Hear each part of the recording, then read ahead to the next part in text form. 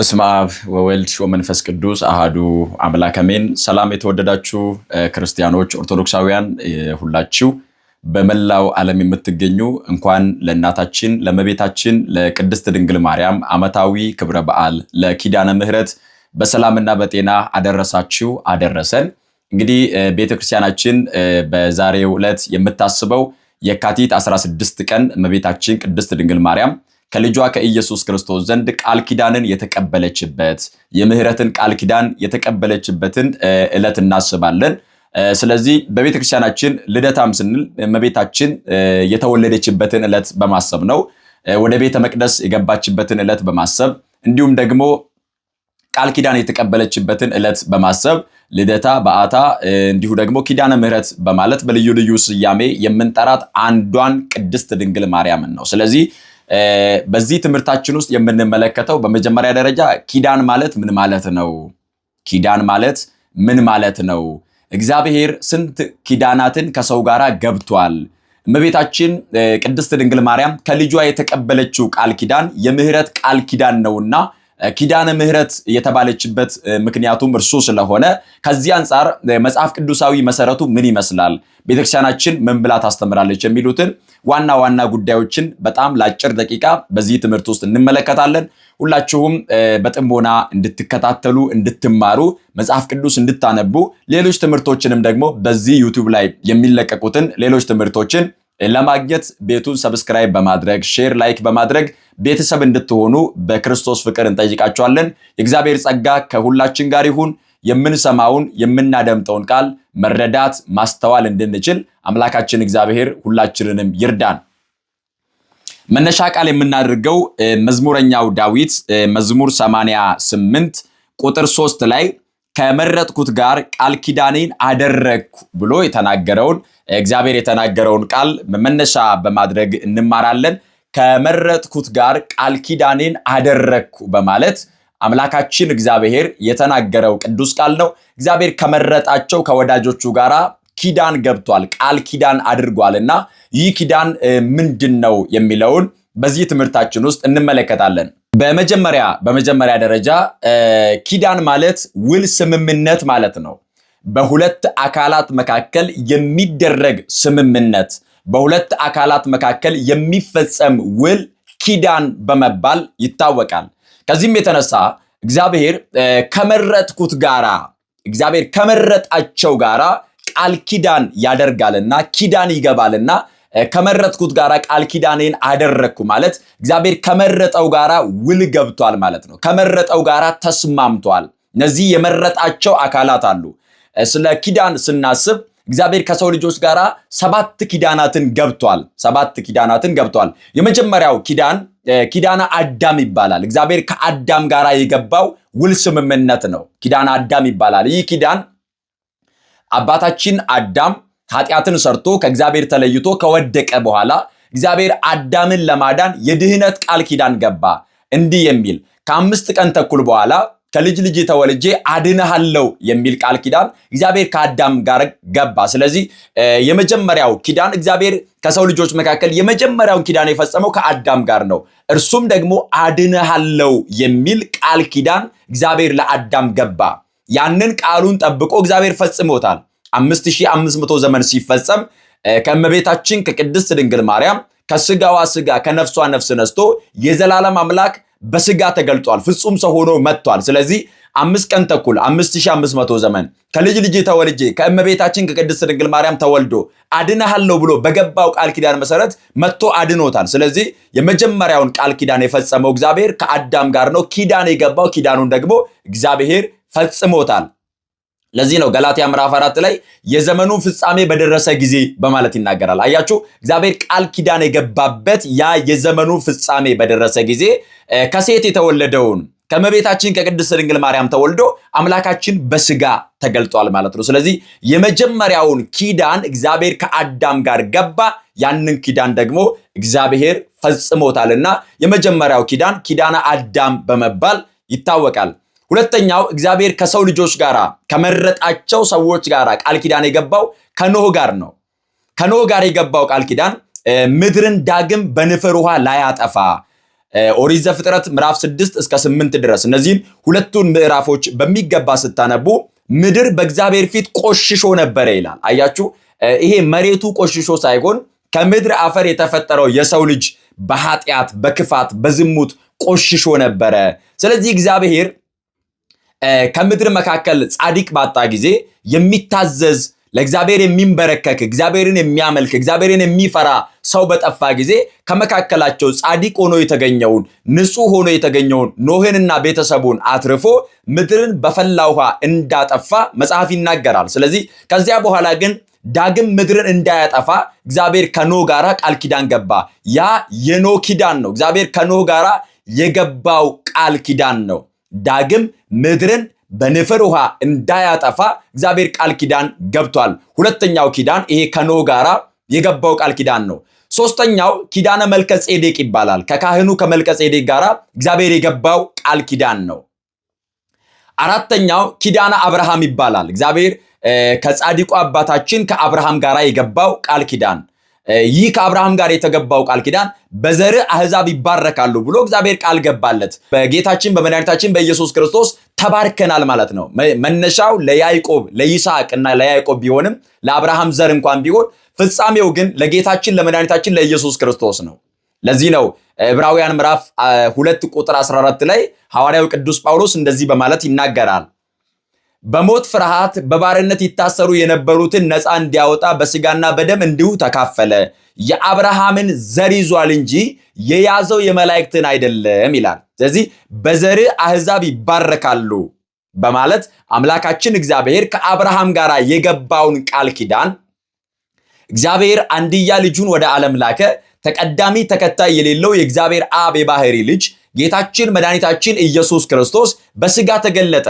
የአብርሃም ዘር ከሆነችው ከእመቤታችን ከቅድስት ድንግል ማርያም ከስጋዋ ስጋ ከነፍሷ ነፍስ ነስቶ ፍጹም አምላክ ፍጹም ሰው ሆኖ በተዋህዶ ከብሮ ተገለጠ። ስለዚህ በዘር አሕዛብ ይባረካሉ በማለት አምላካችን እግዚአብሔር ከጻድቁ ከአብርሃም ጋር ቃል ኪዳን ገባ። ይህ የምህረት ቃል ኪዳን ነው። በዘር አሕዛብ ይባረካሉ የተባለበት የበረከት ቃል ኪዳን ነው። እግዚአብሔር ይህንን ኪዳን ከአብርሃም ጋር ገብቷል። ሌላው አምስተኛው ቃል ኪዳን ከሙሴ ጋር የገባበት ቃል ኪዳን ነው። ምልክቱ ደግሞ የቃል ኪዳኑ ታቦት ነው። እግዚአብሔር ከሙሴ ጋር የገባው ቃል ኪዳን ነው። ስድስተኛው ቃል ኪዳን እግዚአብሔር ከዳዊት ጋር የገባው ቃል ኪዳን ነው። ዙፋኑን እንደሚያጸና የገባው ቃል ኪዳን ነው። ሰባተኛውና የመጨረሻው ቃል ኪዳን እግዚአብሔር በደሙ የመሰረተው ሐዲስ ኪዳን የተባለው ሰባተኛው የምህረት ቃል ኪዳን ነው።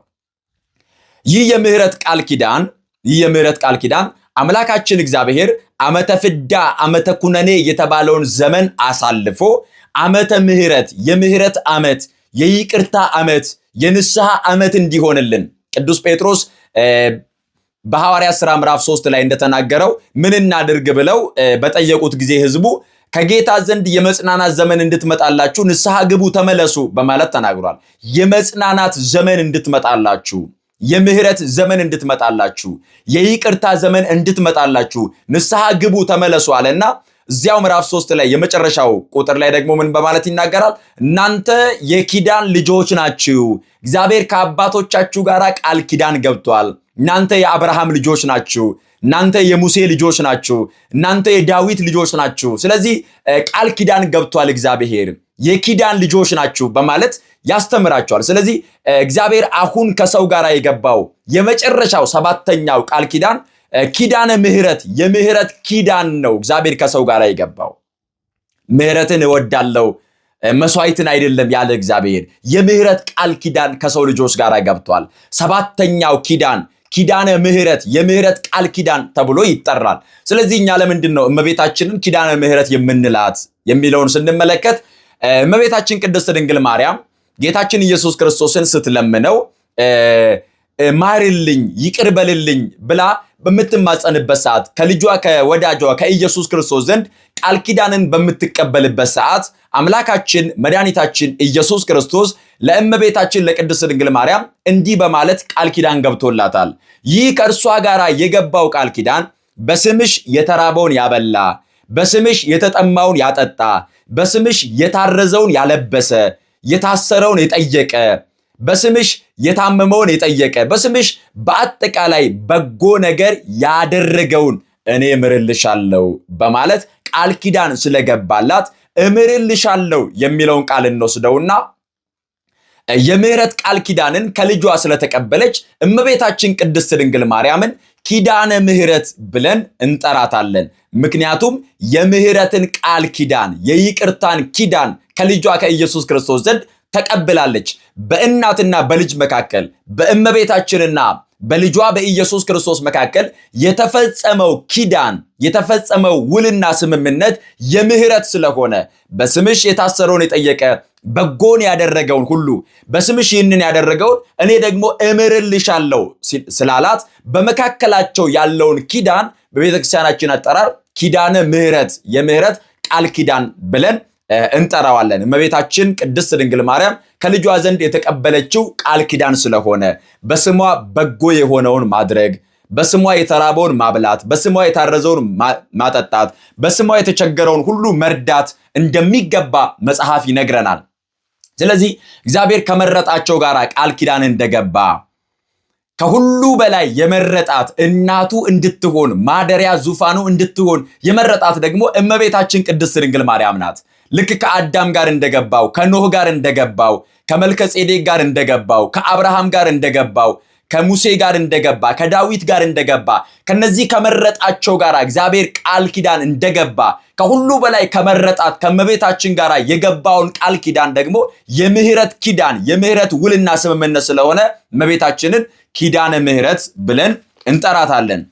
ጌታችን መድኃኒታችን ኢየሱስ ክርስቶስ የቅዱስ ማቴዎስ ወንጌል ምዕራፍ 10 ቁጥር 42 ላይ ይሄንን ይነግረናል። በቅዱሳን ስም በጎ ማድረግ እንደሚገባ፣ በጻድቃን ስም መልካም ማድረግ እንደሚገባ፣ እነርሱን መቀበል እርሱን መቀበል እንደሆነ፣ እርሱን መቀበል ደግሞ የላከው አብን መቀበል እንደሆነ ይነግረናል። እንደዚህ ይላል። ከቁጥር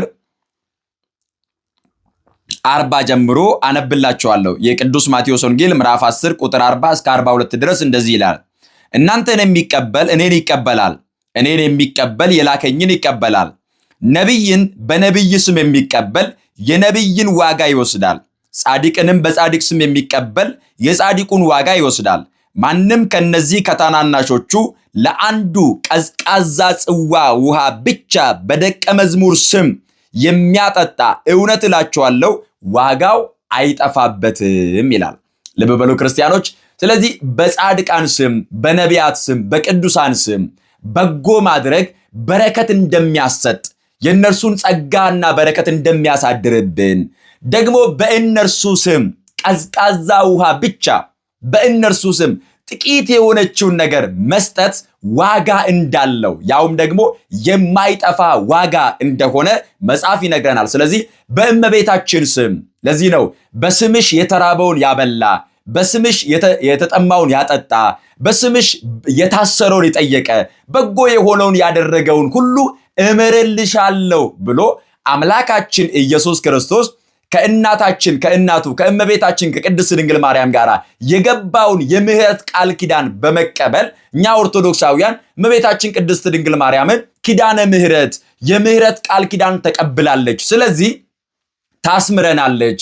አምላካችን ደግሞ ለእርሷ የገባውን ቃል ኪዳን ተመልክቶ ምክንያቱም በጻድቅ ስም ይህንን በጎ ያደረገው የጻድቁን ዋጋ ይወስዳል ካለ፣ በደቀ መዝሙር ስም በሐዋርያት በጻድቃን በሰማዕታት ስም ደግሞ ቀዝቃዛ ውሃ የሰጠ እውነት እላችኋለሁ የማይጠፋ ዋጋ ይቀበላል እንዳለ በእመቤታችን ስም ቀዝቃዛ ውሃ ብንሰጥ፣ በእመቤታችን ስም የተራበውን ብናበላ፣ በእመቤታችን ስም የታሰረውን ብንጠይቅ፣ የታመመውን ብንጠይቅ፣ የታረዘውን ብናለብስ፣ በጎ የሆነውን ነገር ብናደርግ አምላካችን እግዚአብሔር ከእመቤታችን ከቅድስት ድንግል ማርያም ጋር የምህረት ቃል ኪዳን ስላለው ኪዳኑን አስቦ ምህረት ያደርግልናል።